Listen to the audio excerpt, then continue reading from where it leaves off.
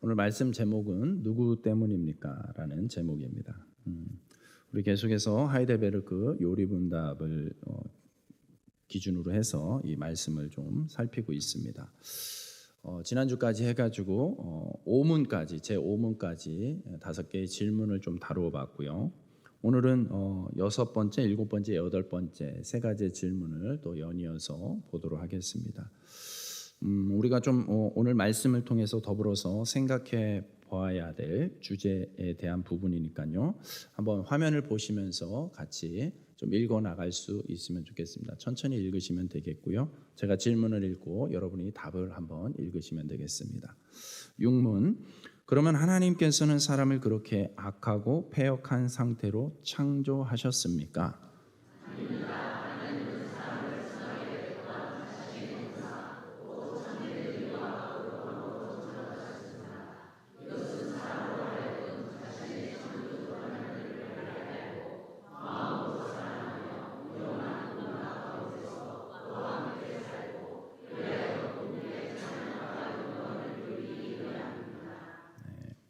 질문입니다. 그렇다면 이렇게 타락한 사람의 본성은 어디에서 왔습니까?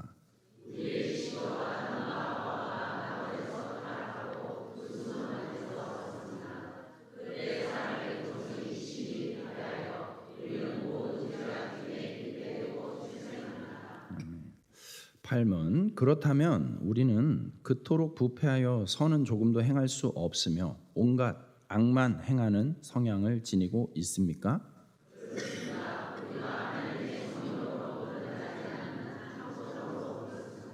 아멘. 자, 오늘 어떤 부분에 대해서 이야기할지 좀 가닥이 잡히는지 모르겠습니다. 우리는 계속해서 어떤 죄와 그 부패됨에 대해서 죄의 그 비참함에 대해서 좀 이렇게 생각을 하고 있습니다. 그렇죠. 우리는 왜 이렇게 죄인일 수밖에 없는가? 우리는 왜 이렇게 오염된 상태로 살아갈 수밖에 없는가라는 그런 고민이 또 들지 않을 수가 없습니다. 그러다 보면은 이제 그 원인을 찾기 마련이죠. 우리가 어떤 현상이 있으면 항상 원인을 찾아가는 그 습성이 있습니다. 그런데 때로는 원인에 집착하면은 잘못된 결론을 내립니다. 누군가는 그 희생양이 돼야 되는 거예요. 그래서 여러분 꼭 그 원인을 분석하고 찾는 게 꼭 좋지만은 않을 수도 있어요. 그렇기 때문에 그런 부분에 대해서는 좀 지혜로운 자세를 좀 가져야 될 필요가 있겠고요. 그렇지만 오늘은 우리가 그 부분에 대해서 어떠한 방식으로 성경이 말하는 이유들을 찾아볼 수 있는지를 한번 생각해 보려고 합니다. 우리 사람들이 타락하고 그 타락의 정도가 어느 정도였느냐까지를 지난주까지 나누었습니다. 우리는 선을 행할 능력이 없는 사람들이다라고까지 보통은 생각을 하죠. 그런데 더 나아갔죠. 지난주에 더 나아갔습니다. 우리는 애초에 그러고 싶은 마음조차도 갖지 않는 정도로 그렇게 심각한 타락, 심각한 오염의 상태까지 이르게 되었다는 것이죠. 그러면서 당연히 사람들은 묻습니다. 하나님이 세상을 만드셨다며, 하나님이 우리를 만드셨다며, 그러면 하나님이 애초에 그렇게 설계하신 거 아니야? 라고 마치 모든 죄의 원흉을 하나님으로 돌리는 그런 오류에 빠질 수도 있다라는 것이죠. 그 부분에 대해서 오늘 이 요리문답, 성경의 내용을 정리한 요리문답에서는 선명하게 그 내용을 정리하고 있습니다. 절대 아닙니다. 하나님은 우리를 선하게 만드셨습니다. 자, 여러분 1957년에 미국에서 오렌지법이라는 게 만들어졌습니다. 실제로는 사람들이 레몬법이라고도 부르는데요. 어떤 제품을 만드는데 이게 굉장히 달콤하고 굉장히 그 과즙이 많은 굉장히 먹음직스러운 오렌지라고 이렇게 포장해서 광고를 합니다. 근데 사람들이 막상 사서 먹어보니까 너무나 새그러운 이 레몬인 거예요. 새그럽다라는 말이 이쪽 말 아닌가요? 어쨌든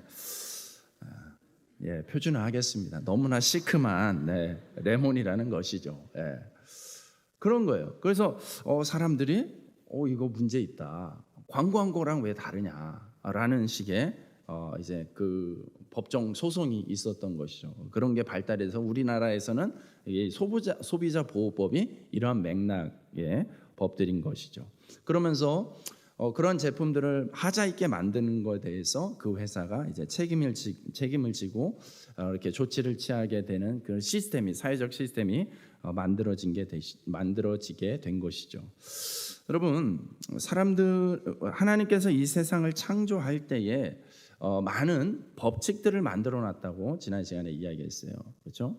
모든 물체는 위에서 아래로 떨어지게 돼 있죠. 중력의 이유 때문에 중력의 법칙을 물리적인 법칙으로 만들어 놓으셨어요.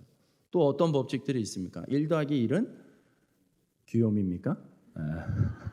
1 더하기 1은 2죠. 당연한 수리의 법칙을 또 하나님께서 만들었어요. 봄 다음에는 여름이죠.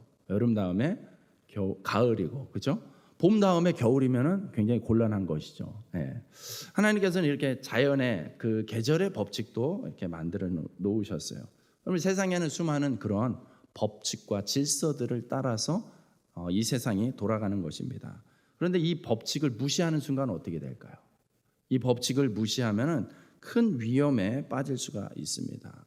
야, 위에서 무조건 밑으로 떨어지는 거 아니야. 그래서 30층에서 뛰어 보십시오.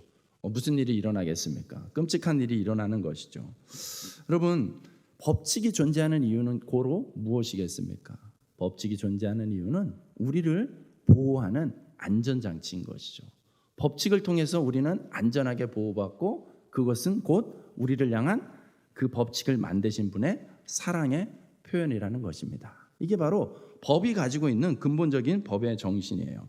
하나님께서는 우리에게 실질적으로 또 구체적으로 하나님의 백성답게 살아갈 수 있는, 하나님의 형상으로서 지음받은 존재로서 그렇게 살아갈 수 있는 하나님의 법칙을 만들어 주셨죠. 그래서 우리는 친절하게 그 법칙을 따라서 살아냄으로 인해서 하나님의 백성다운 모습을 누릴 수 있는 그런 은혜를 입은 사람들이에요. 그래서 여러분, 요즘 우리가 성경에서 읽고 있는 본문 가운데 하나가, 내용 중에 하나가 무엇이었습니까? 십계명이에요. 십계명. 그죠? 십계명, 하나님이 10가지의 계명을 주셨어요.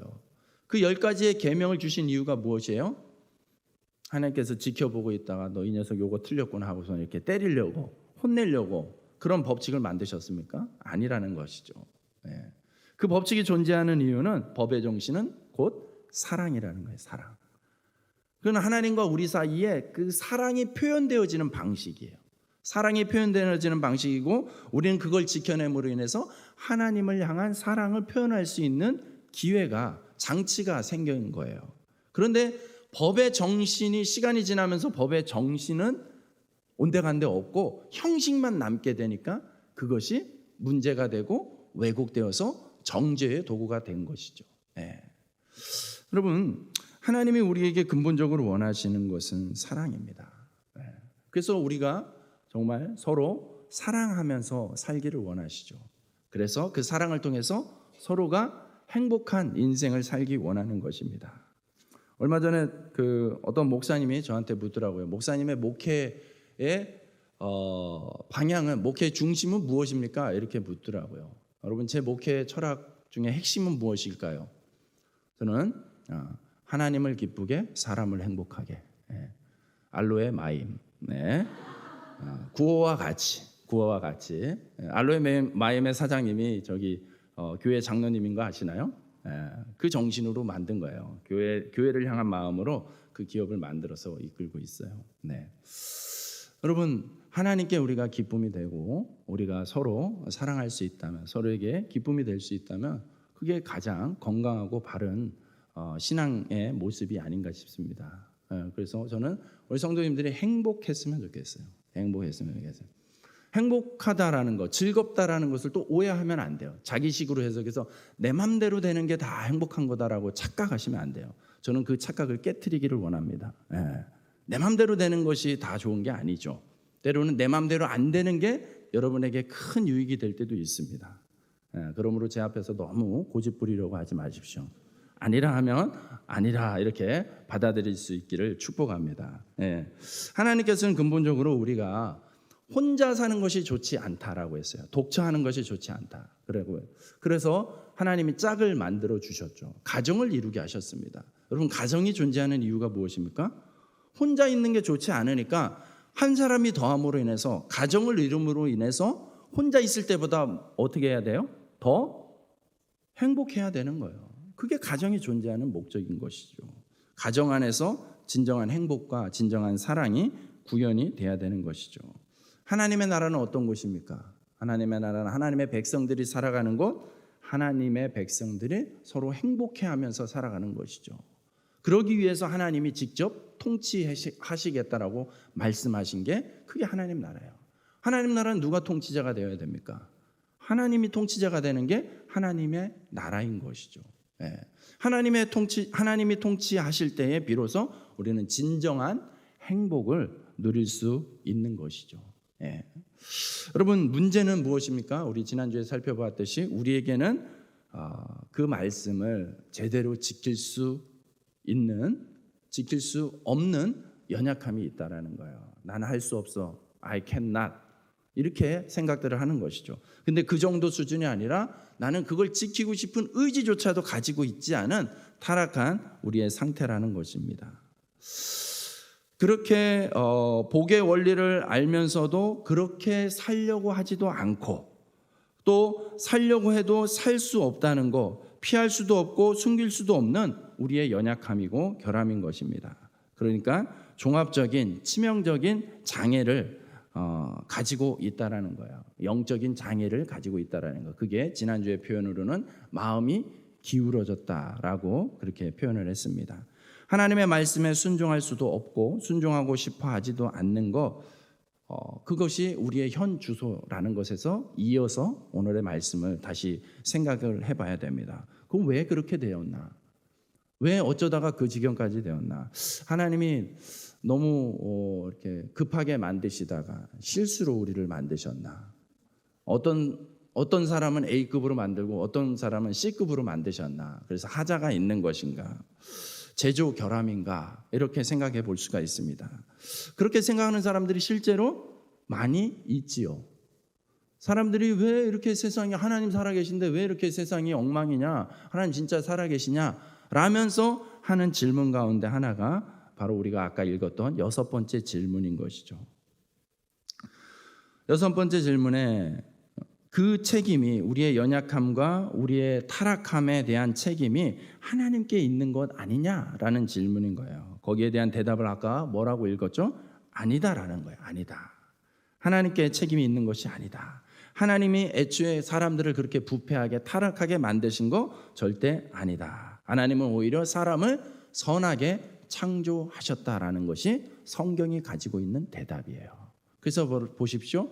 창세기 1장에 하나님이 천지를 창조하시면서 연속적으로 하셨던 하나님의 감탄사가 무엇입니까?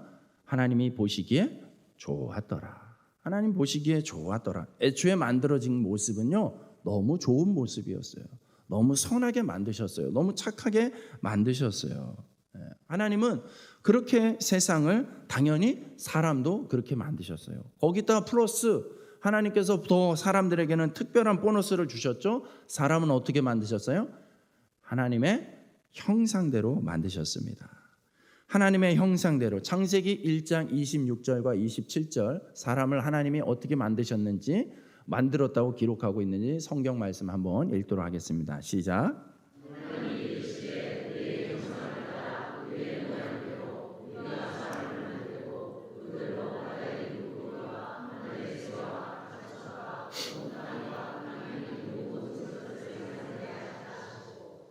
하나님이 자기 형상 곧 하나님의 형상대로 사람을 창조하시되 남자와 여자를 창조하시고. 아멘. 여러분, 하나님의 형상대로 만들어졌어요. 우리가. 하나님의 말씀에 이렇게 분명히 이야기하고 있는데, 여러분, 사람들을 바라볼 때 그 안에 하나님의 형상이 있구나 이렇게 인정되고 이렇게 바라봐지십니까? 아니면 저런 것도 인간이라고 이렇게 바라보고 계십니까? 그럼 성경에 맞서시겠습니까? 성경에 순응하시겠습니까? 그러므로 옆에 계신 분들에게 우리가 그런 훈련을 한번 해봅시다. 당신은 하나님의 형상입니다.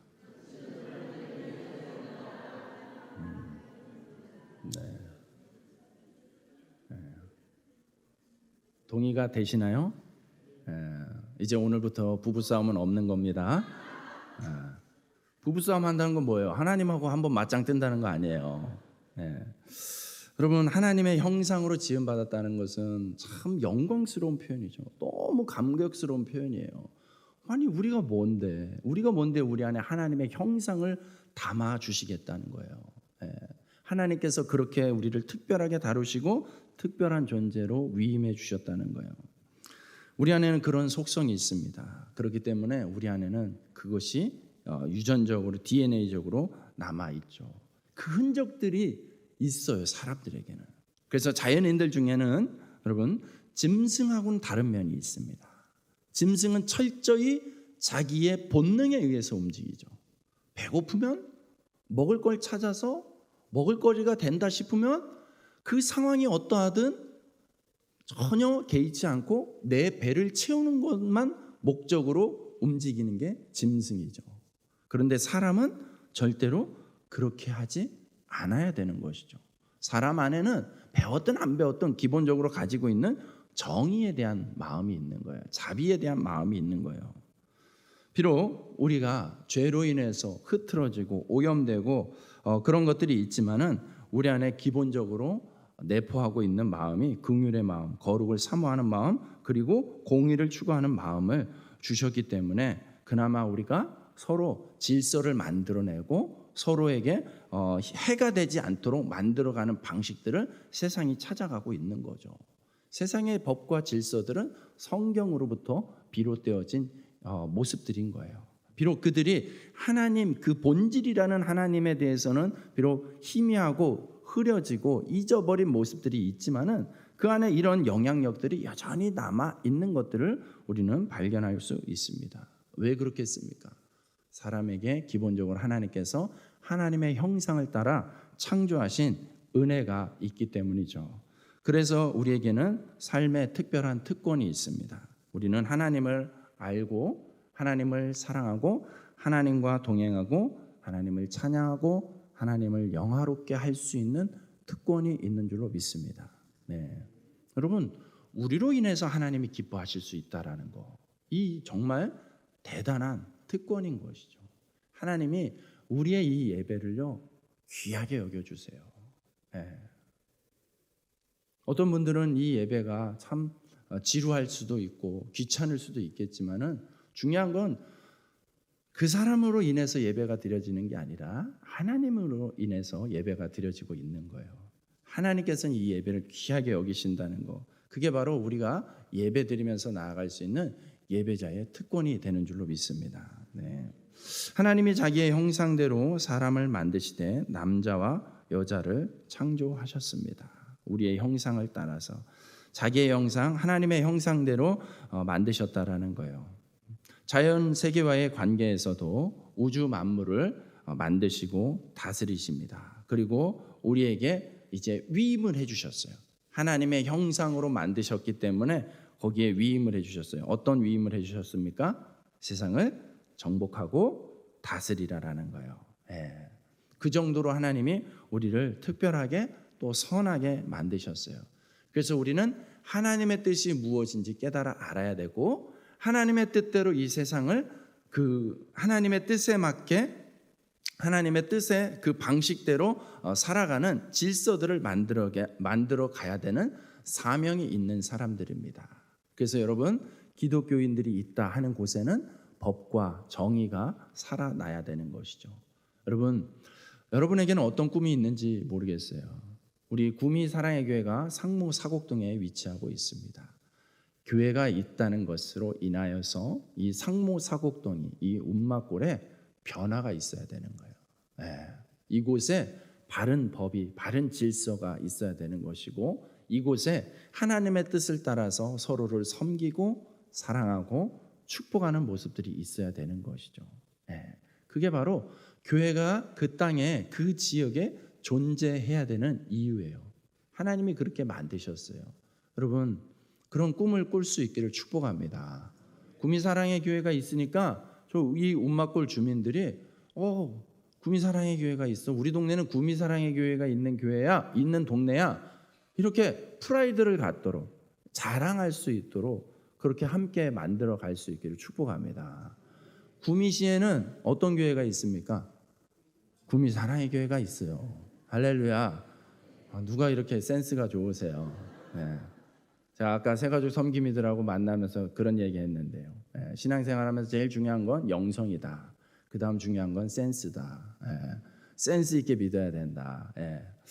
그렇죠. 여러분, 그런 꿈을 품고 우리가 기도의 씨앗들을 뿌려 나간다면은, 또 우리의 삶을 점검해 나간다면은 반드시 이 교회를 축복하시고 교회를 통하여서 이 운막거리 상모사곡동이 구미시가 대한민국이 변화될 줄로 믿습니다. 그럼 우리는 어떻게 이렇게 하나님께서는 원래 이렇게 만드셨는데 우리는 왜 이렇게 타락하게 되었는가? 그렇다면 이렇게 타락한 사람의 본성은 어디에서 온 것인가? 그것을 창세기 3장의 사건이 다루고 있죠. 무슨 일이 있었습니까? 창세기 3장에 선악과를 따먹는 사건이 있었습니다. 여러분, 이것을 마치 단군 신화 이야기 하듯이 신화적인 이야기로만 받아들이지 마십시오. 여러분, 굉장히 중요한 사건을 다루고 있습니다. 왜 타락하게 되었는가에 대해서 이야기를 하고 있습니다. 그래서 세 가지 요지로 한번 이 부분에 대해서 좀 생각을 해봤으면 좋겠습니다. 첫 번째는 사람들이 그런 얘기를 합니다. 선악과를 누가 만들었냐? 애초에 선악과 아예 안 만들었으면 되지 않냐? 왜 선악과라는 게 애초에 존재하게끔 만들어 놓고 그걸 가지고 그것 좀 따먹었다고 왜 우리를 정죄하고 그렇게 못 살게 하느냐라고 사람들이 생각하기가 쉽습니다. 여러분, 선악과의 존재는 왜 존재하는 걸까요? 선악과는 하나님이 우리에게 주신 자유의지에 대한 분명한 기준입니다. 하나님은 우리를 로봇으로 만들지 않았어요. 여러분, 가끔 도로 공사 현장에 보면은요, 밤새워서 이 신호수 역할을 해주는 귀한 분들이 있습니다. 비가 오나 눈이 오나 바람 부나 밤새 이게 신호봉을 가지고 이렇게 위아래로 흔들어 주시는 분이 계세요.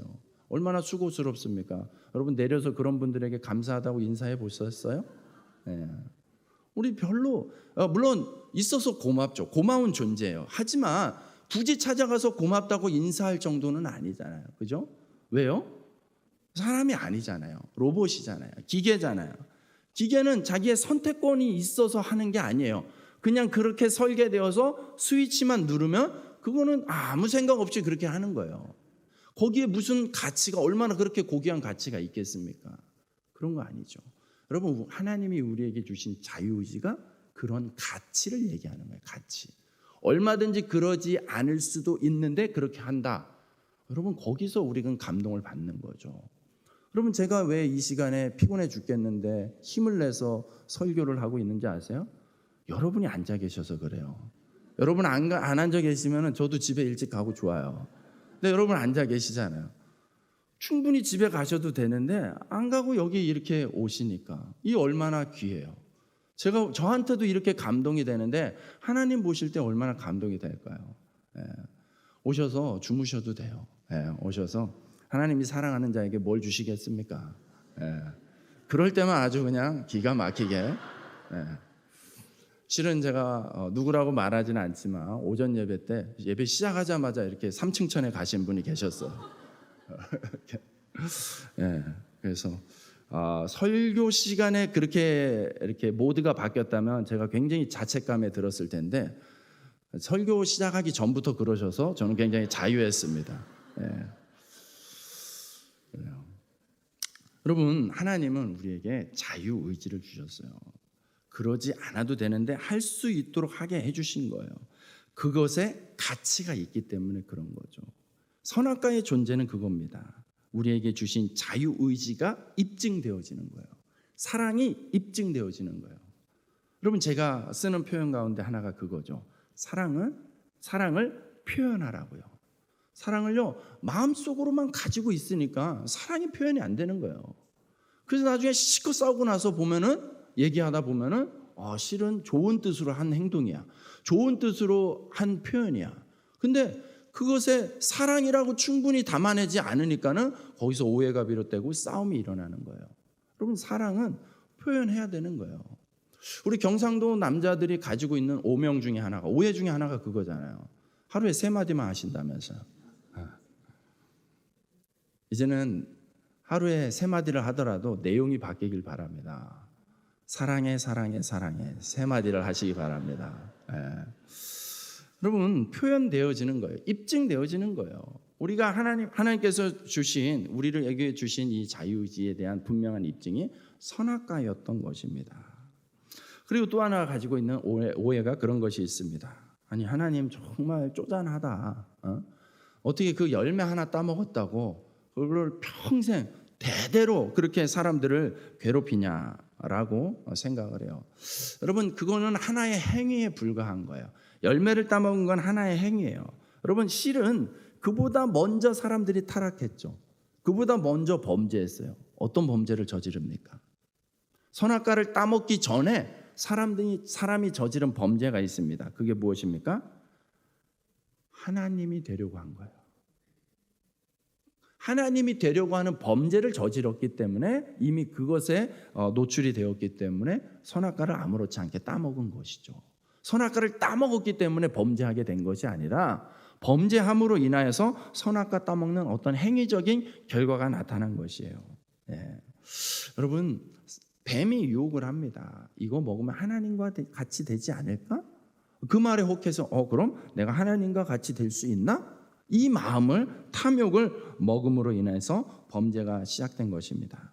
여러분, 사탄은 왜 어쩌다가, 원래 천사였던 그 사탄이 어쩌다 그렇게 타락하게 된 것입니까? 자기가 하나님께 올려지는 그 영광을 보면서 자기도 갖고 싶다라는 그 탐욕을 해결하지 못하여서 하나님 자리를 넘봄으로 인해서 타락한 천사가 되어버리고 만 것이죠. 그래서 똑같이 인간들에게 그렇게 그 씨앗을 심게 된 것입니다. 여러분, 에덴 동산의 죄나 에덴 동산에서 지은 아담이 지은 죄나 우리가 짓고 있는 죄나 그 본질의 맥락은 같습니다. 그 안에 어떤 마음이 있습니까? 솔직하게 내 마음대로 하고 싶은 욕심이 있는 거죠. 하나님과 같이 되고자 했다라는 것을 조금 더 풀어서 설명하면 내 마음대로 하고 싶다라는 거예요.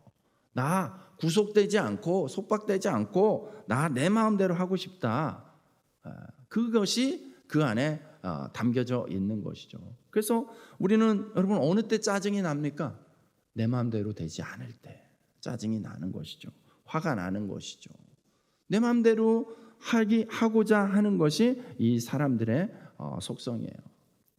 그래서 그 성질이 그만 우리를 오염시킨 거예요. 그래서 우리 안에 하나님을 제쳐놓고 틈만 나면 내 마음대로 하고자 하는 그 욕구들이 자꾸만 올라오는 것이죠.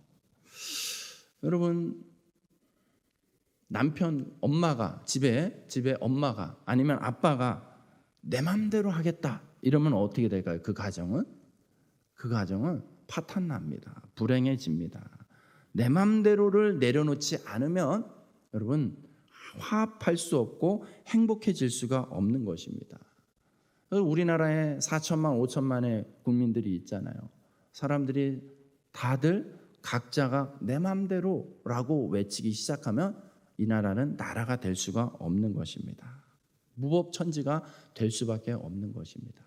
여러분, 그러므로 그것을 깨트리는 방식이, 그거를 깨트리는 하나님의 은혜로운 방식이 바로 이 율법인 것이죠. 율법의 정신 두 가지로 요약하면 무엇이라고요? 하나님을 사랑하는 것, 이웃을 사랑하는 것. 사랑한다라는 것 안에는 내 마음대로를 내려놓는 거예요.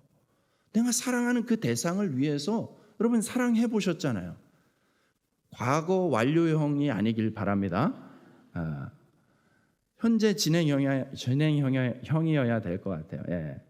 여러분, 사랑하고 있잖아요. 사랑하는 대상이 있을 때 여러분 어떻습니까? 그 사랑하는 대상을 먼저 생각하잖아요. 맛있는 거 있어요. 맛있는 거 있으면 사랑하는 사람이 있는 사람들은요, 이 맛있는 거 혼자 먹고 싶지 않아요. 사랑하는 사람에게 주고 싶은 거예요. 그런 거죠. 그게 바로 사랑으로 내 맘대로의 이 오염된 틀을 극복할 수 있게끔 하는 거예요. 그게 바로 율법이 가지고 있는 사랑의 정신인 것이죠. 하나님께서는 그렇게 우리를 만드시고 싶어 하신다는 것이죠. 세 번째 질문입니다. 왜 남이 지은 죄 때문에 내가 죄인이 되어야 할까라는 것에 대한 또 의문이 생기게 됩니다. 여러분이 선악과 따먹었어요? 그러지 않잖아요. 그런데 왜 아담과 하와가 저지른 게 왜 나한테까지 그렇게 굳이 연결이 되어야 되는가라는 것에 대해서 참 동의하기가 어렵습니다. 왜 그럴까요? 여러분, 우리는 아담과 하와랑 안타깝게도 핏줄로 연결되어 있습니다. 우리는 여러분 오늘날 밝혀지고 있는 것들이 무엇입니까? 유전자라는 거죠. 유전자. 사람은 무에서 갑자기 뚝 떨어진 게 아니에요. 최초의 인간 아담과 하와로 인하여서 쭉 계속해서 흘러내려온 게 인간의 뿌리이고 역사인 것이죠. 그러므로 계속해서 연결되어 있을 수밖에 없습니다. 그래서 오늘 우리가 읽었던 로마서 5장 말씀에 이 말씀을 분명하게 밝히고 있어요. 바로 대표성의 원리라는 거예요. 대표성의 원리. 인류의 대표는 누구입니까? 아담이에요. 아담. 인류의 대표는 아담이에요. 근데 대표가 범죄하면은 그 대표에게 속한 모두가 그 행위를 한 것과 같게 되는 것이죠. 그것이 바로 원죄라고 이야기합니다. 원죄. 여러분 성경에서 신학적으로 좀 구분할 때 죄에 대해서 두 종류로 나누는 경향이 있습니다. 하나는 바로 아담이 지은 죄, 원죄를 이야기합니다. 그래서 사람은 누구나 다 원죄의 속성을 가지고 있습니다. 아담이 우리의 대표이기 때문에 전해져 내려오는 것이죠. 그로 인하여서 오염된 그 바탕으로 인하여서 우리는 스스로 또 죄를 짓죠. 우리는 스스로 타락하는 범죄 행위들을 하죠. 그것을 자범죄라고 합니다. 자범죄. 원죄와 자범죄로부터 우리는 결코 자유로울 수가 없습니다. 그래서 여러분 아까 8번째 질문 교리문답의 8번째 질문에 이렇게 물어보죠. 그렇다면 우리는 그토록 부패하여서 선은 조금도 행할 수 없으며 온갖 악만 행하는 성향을 지니고 있습니까? 어떻습니까? 여러분은 부패하여서 선은 조금도 없고 온갖 악한 일만 할 수밖에 없는 존재입니까? 라고 물었을 때 성경이 가지고 있는 대답은 무엇이라고요? 맞다라는 거예요. 맞다라는 거예요. 안타깝지만 너무 슬프지만 너무 괴롭지만 맞다라는 거예요. 하지만 맞다라고 끝내지는 않고요. 조건을 붙이죠. 그렇습니다. 그러나 우리가 하나님의 성령으로 거듭나지 않는 한 그렇다라는 거예요. 즉 하나님의 성령으로 거듭나면 새 생명을 얻으면 여러분 이 묶임으로부터 이 죄와 사망의 저주로부터 해방되어지는 은혜가 우리 가운데 있는 줄로 믿습니다. 로마서 3장 10절로 12절 말씀입니다. 우리 한 번 더 같이 읽겠습니다. 시작.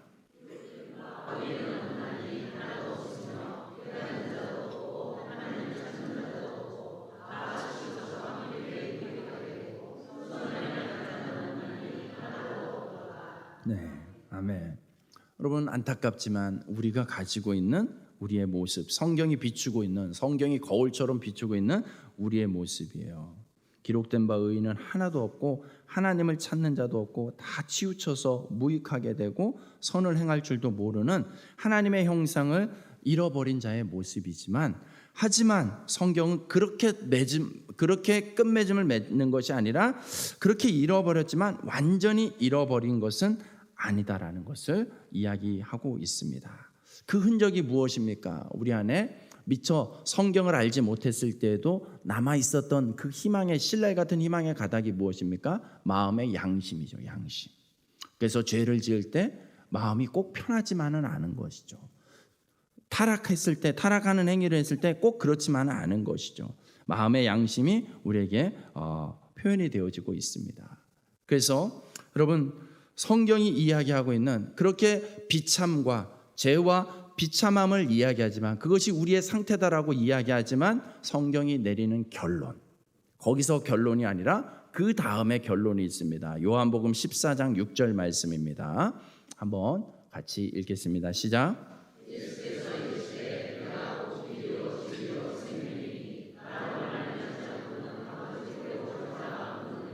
아멘. 아멘이세요? 앞에는 좀 졸았어도 여러분 이 마지막 구절을 딱 이렇게 깨어서 읽으셔야 돼요. 지금 졸고 앞에 깨어 있으면 큰일 납니다. 나는 안 되는구나, 구제불능이구나, 이렇게 결론을 맺으면 안 되는 거예요. 그런 것 같지만, 그런 상태까지로 내몰렸지만 하나님이 내리고자 하는 결론, 궁극의 결론은 바로 예수 그리스도라는 거예요. 그래서 우리가 신앙생활하면서 예수를 외치는 거예요. 예수님이 우리의 길이요 진리요 생명이다. 예수 그리스도를 통하여서 우리는 그 회복된 구원의 영생의 삶을 살게 된다라는 거예요. 자, 또 하나의 구절을 한번 읽겠습니다. 마지막입니다. 사도행전 4장 12절 말씀입니다. 시작.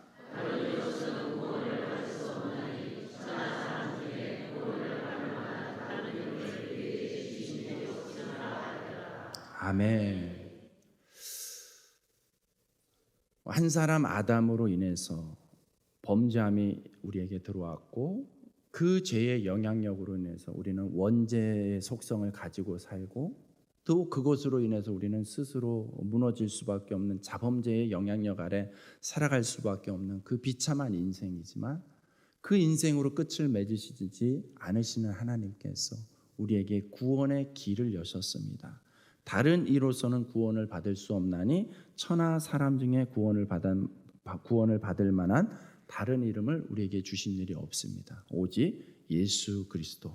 그래서 여러분, 한 사람, 인류의 대표성을 가진 아담 한 사람으로 인해서 죄가 확산되었던 것처럼, 여러분 한 분 예수 그리스도로 인하여서 그분이 해결하신 그 구원의 영향력으로 인하여서 이 죄와 사망의 권세가 끊어지는 것이죠.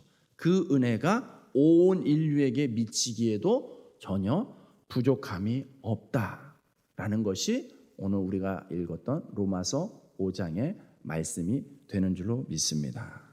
우리의 인생 가운데 새겨져야 되는, 또 계속해서 고백되어져야 되는 이름, 예수 그리스도의 이름을 붙잡고 한 주간도 승리하며 살아갈 수 있기를, 내가 어떤 신앙을 가지고 어떠한 복음의 말씀의 바탕 위에서 살아가고 있는지를 여러분 함께 묵상하면서 또 복음의 확신과 승리를 가지고 살아갈 수 있기를 주님의 이름으로 축복합니다.